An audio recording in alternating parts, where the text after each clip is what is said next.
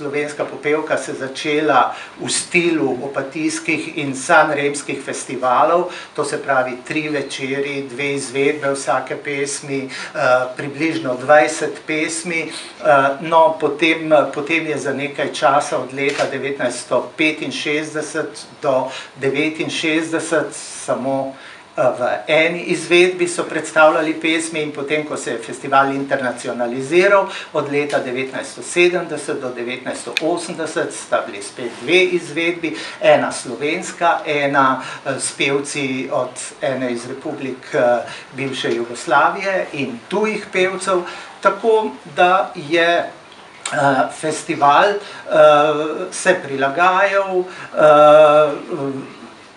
ohranjal vse skozi svojo kvaliteto, se razvijal in proti koncu 70-ih let, v začetku 80-ih let, ko so prevladovale skupine, ni bilo več tistih klasičnih popevk in je festival nekako ugasnil in potem čez 15 let, kot sem rekel, se je znova rodil.